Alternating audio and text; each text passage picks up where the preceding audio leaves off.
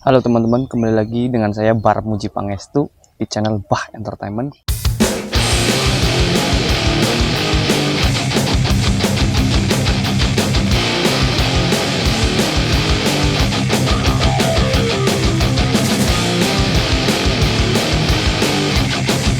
Di konten kali ini gue akan cerita masalah pola hidup kita di tanah perantauan ya. Jadi dulu tuh gue sebelum lulus kuliah, gue agak pikir-pikir dua kali ya buat kerja di tanah perantauan. Karena ada beberapa aspek yang harus gue pahami, harus gue pikirin. Karena ya tahu sendiri ya, kalau kita jadi perantau itu gimana kerasnya di kota besar gitu ya, yang identik.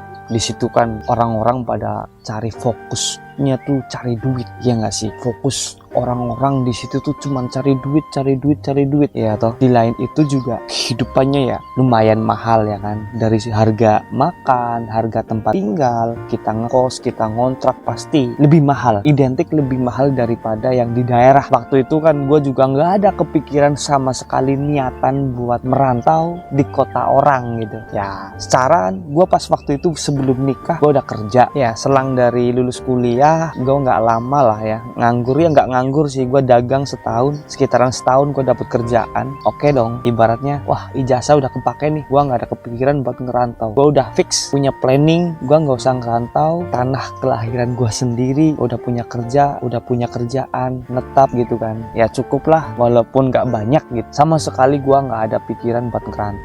Endingnya setelah gue nikah ya ada suatu hal yang harus gue ikutin, dan mau gimana pun juga ya udahlah, akhirnya gue ngerantau sama istri gue karena tuntutan kerja gitu kan ya. Karena istri punya kerjaan di luar kota, akhirnya gue ngajuin mutasi buat ngikutin biar bareng sama istri gitu. Endingnya tuh seperti itu. Kenapa alasannya gue males ngerantau tuh dulu, karena ada pemahaman dari orang ya, kalau ngerantau itu harus kelihatan pinter, jangan kelihatan bodoh, harus berani, harus bisa punya prinsip, jangan sampai disepelein. Kalau lu kelihatan bodoh, kalau lu kelihatan halus, kalau lu kelihatan nurut-nurut aja, nanti semakin ditindas. Itulah yang gue tangkep dari orang-orang perantauan. Kalau lu ngerantau, lu harus sok pinter, harus sok berani, harus sok keren. Asumsi yang gue dapet dari anak perantauan sebelum gue merantau. Jadi gue bingung, wah iya sih di dunia rantau itu sekeras ini gitu kan. Di tanah perantauan apa harus kayak gini gitu. Kayaknya kan waktu itu juga gue udahlah, gue nggak mau ngerantau. Udah yang bisa dikatain ya, gue udah nyaman di zona nyaman gitu, cari aman.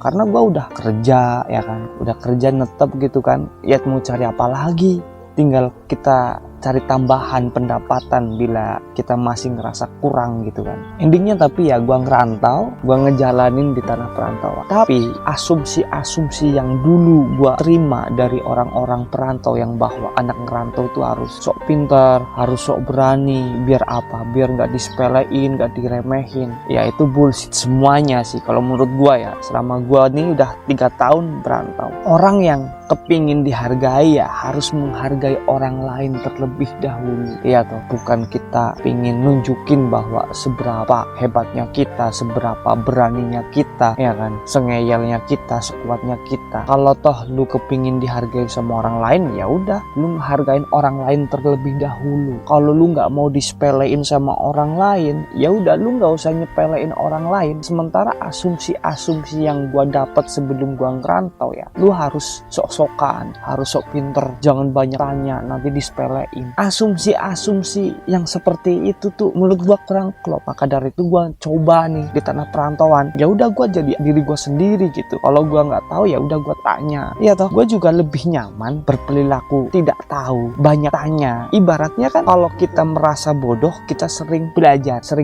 Ketika kita sering belajar, ya maka banyak ilmu yang kita dapatkan di dalam proses pembelajaran tersebut. Coba deh kalau lu sok pinter, ya kan, ada orang tanya tapi lu nggak tahu, lu memberikan asumsi yang salah, memberikan opini yang salah kepada orang tersebut. Coba deh kalau orang yang tanya ke lu itu orangnya cuma pura-pura nggak tahu, pingin lagi ngetes keilmuan lu, iya toh. Yang kelihatan dangkal siapa? Yang sok tahu lah, iya kan. Nah ini di tanah perantauan, saya kira dimanapun kalian hidup, Entah itu di tanah perantauan, entah itu di kampung halaman.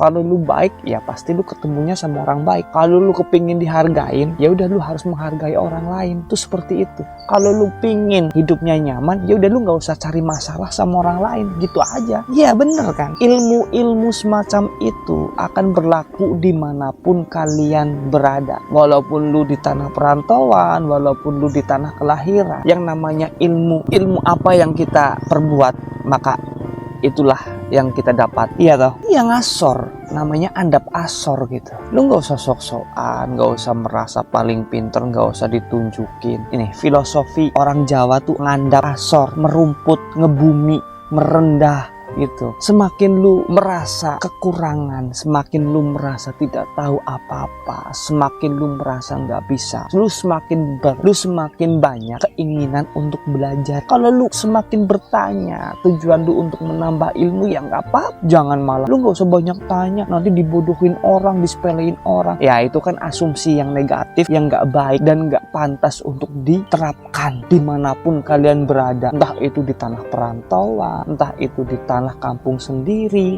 tanah kelahiran lu. Iya toh?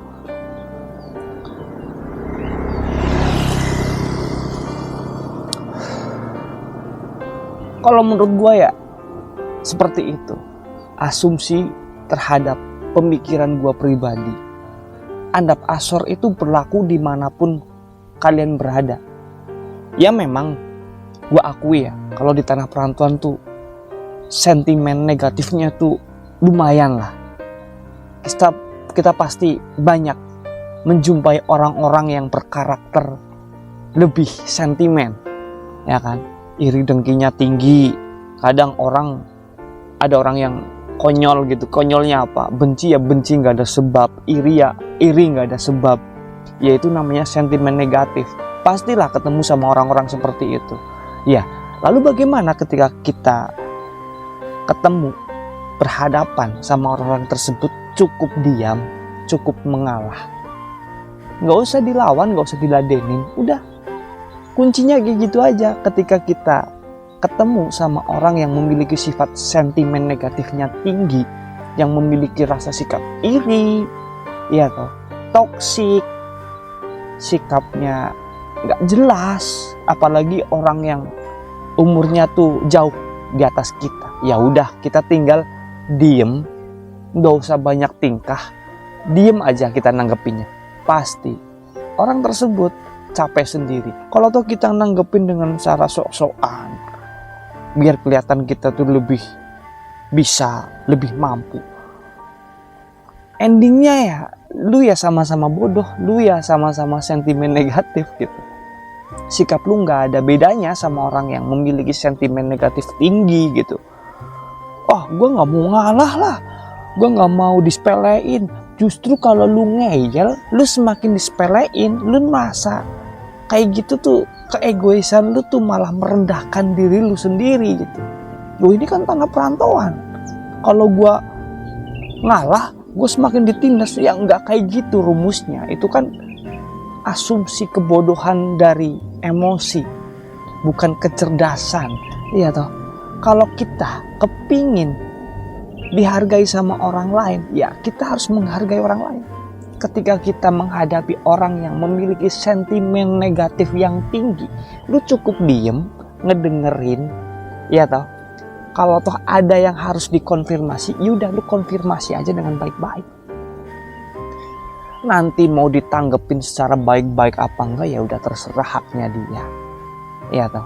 Kan kualitas orang nanti kelihatan gimana orang tersebut menanggapi sebuah masalah yang ada. Ketika lu mengandalkan sebuah emosi, disitulah titik minus dari sikap seseorang. Merasa bodoh belum tentu kelihatan bodoh. Merasa pinter pasti kelihatan kebodohannya. Iya toh? Maka jangan cemas, jangan terlalu berpikir hal-hal yang kurang matching, kurang bisa dimasuk akal gitu. Kalau toh lu kepingin dihargai sama orang lain, dimanapun lu berada ya, lu harus menghargai orang lain terlebih dahulu, tanpa harus lu menunjukkan sikap sok-sokan, keangkuhan.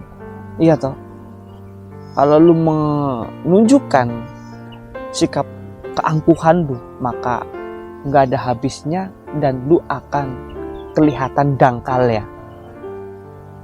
Jadi teman-teman, dimanapun kalian berada, kalian akan mendapatkan kenyamanan bila mana kalian memberikan sikap positif terhadap orang lain dan mengurangi sikap negatif untuk diri pribadi maupun untuk orang lain. Jangan pernah takut walaupun kalian sendirian. Kalau kalian baik, pasti kalian dikelilingi sama orang yang baik.